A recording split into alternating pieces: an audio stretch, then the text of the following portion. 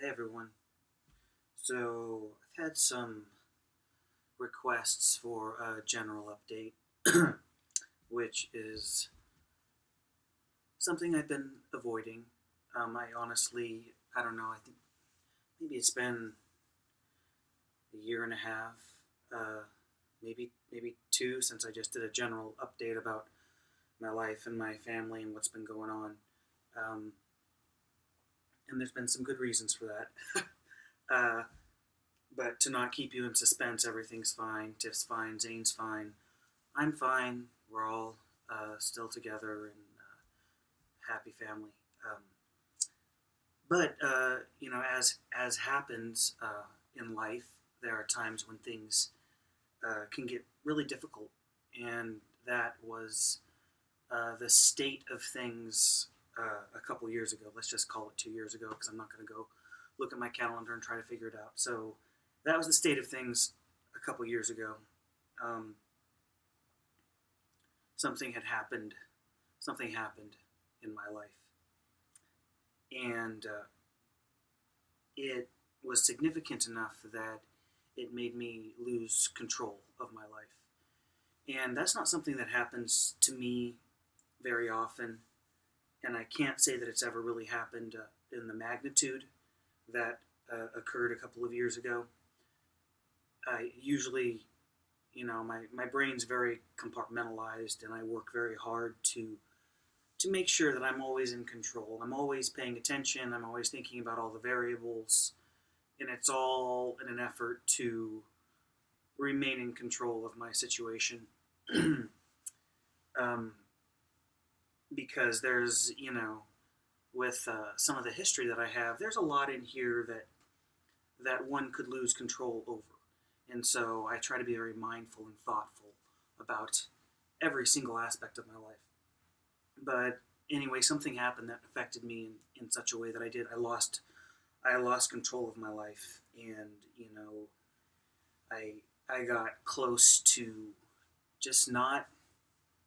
I just wasn't making thoughtful decisions, and um, it was a difficult time for me. It caused me to have a lot of physical responses to what was going on in my head, and my personal life suffered, my work life suffered, everything suffered.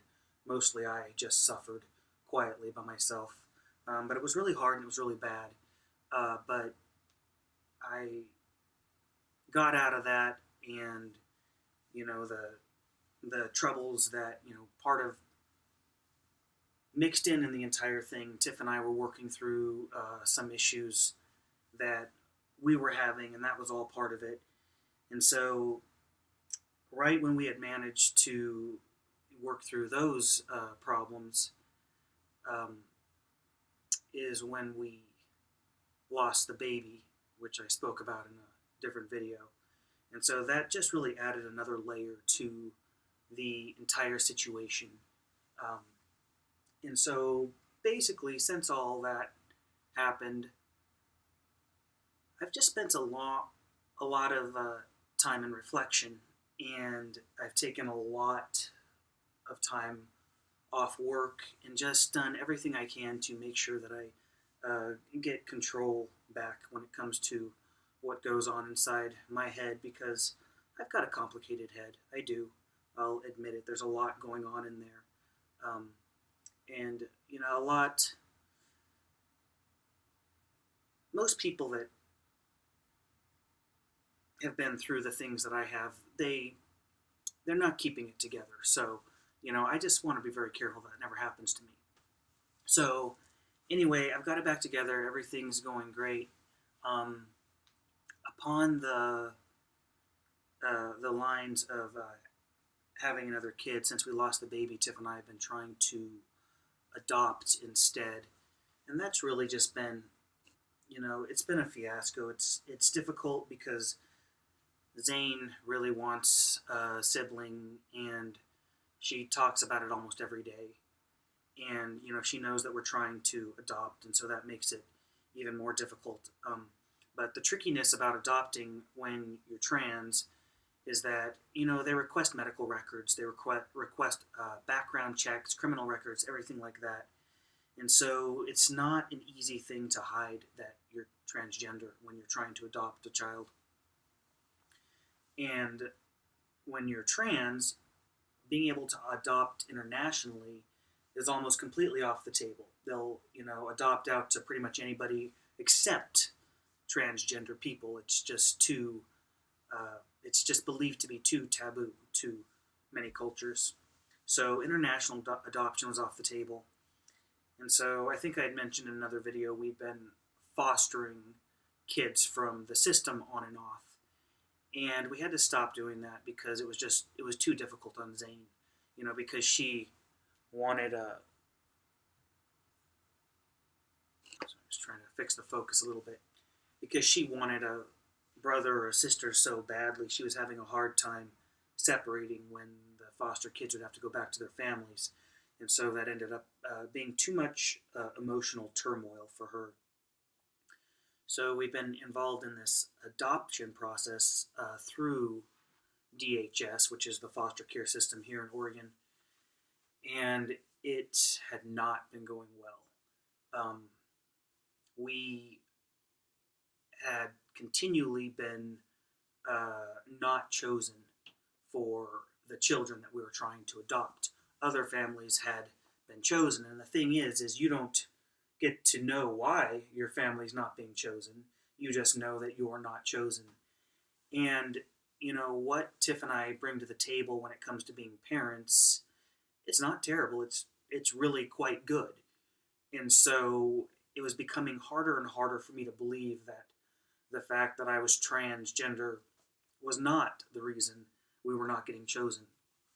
And so I felt this immense amount of pressure because Tiffany desperately wants another child, and Zane desperately wants a brother or a sister.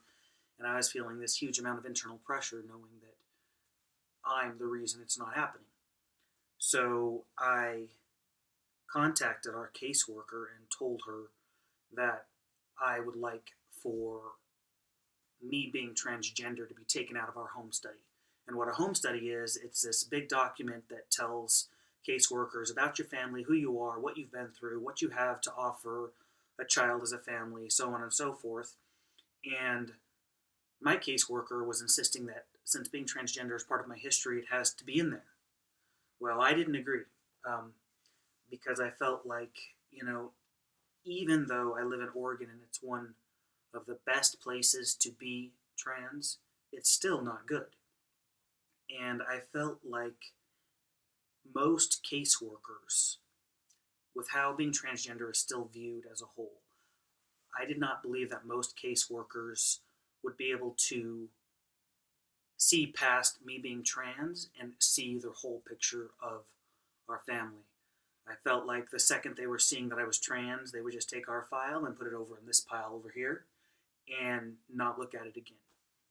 So my caseworker said we couldn't take it out of the home study, and I wasn't pleased with that solution. So I wrote a formal letter to the head of DHS explaining the situation, explaining how insisting that my transgender status be left in the home study, how that opens me up to discrimination and how I won't be judged fairly because of it. And not disclosing that I'm trans is never my first choice. I try really hard to be open about it when the opportunity comes my way, because I feel like that is making the trans experience personal to people. I feel like is the vehicle of change, and so I try to be open whenever I can. But in this situation, I feel like it was really inhibiting the adoption process. So I explained all that. I explained the discrimination. It was a couple pages long, not terrible. I was to the point. And anyway, a couple months of battling, letters, phone calls, so on and so forth. Fortunately, our caseworker was completely on our side, and I really appreciated her help. But I got my trans status taken out of the home study. And not only that, in Oregon now, because we took it all the way to Salem, in Oregon, no transgender person who's trying to adopt through DHS has to disclose their trans status. It is a non-issue, as it should be, you know. And so the win is bittersweet because I'm happy that it's out of the home study because I feel like the adoption process will move forward. But at the same time, it's very disheartening that the discrimination, even in one of the best places to live, is so bad. And I know the discrimination was happening because within 24 hours of having that taken out of the home study, we were taken to the next level for 2 different children, which is somewhere we'd never gotten beforehand.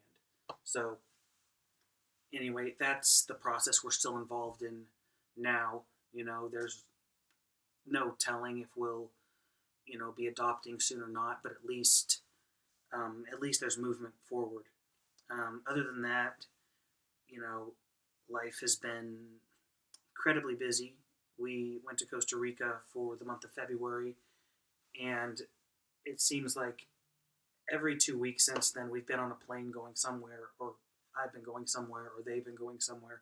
It's just been ridiculously crazy. Just unbelievably so. I feel like I haven't had my head above water for a while. And then, you know, I also mentioned I'm, other than working, I'm going to school full time. And you know, someday I'll talk about why I'm going to school. Right now, I feel like I never know who's watching these videos, and so I feel like there could be complications if I go into all the reasoning. But I'm going to school full time. I've got about a year left to get a degree in cybersecurity, and then I've got pre-admittance into Colorado State's systems engineering program to get a PhD. So that's my big plan. We'll see, you know, how it goes, but I've just been chipping away at that. Tiff's doing great. She, you know, she's just the type of person that loves life and looks for joy in everything she does, and so that's what she's doing. Zane is almost 5 years old, which is crazy.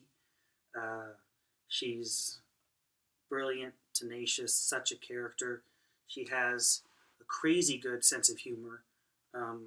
Tiff and I are always joking about, you know, the whole nature nurture aspect of her because, you know, she doesn't have any of my genetic material, but in a lot of ways she acts like my little clone, and so it's pretty funny. You know, I always like to say that the nurture runs strong with that one, but she's a pretty amazing little girl, definitely a stinker.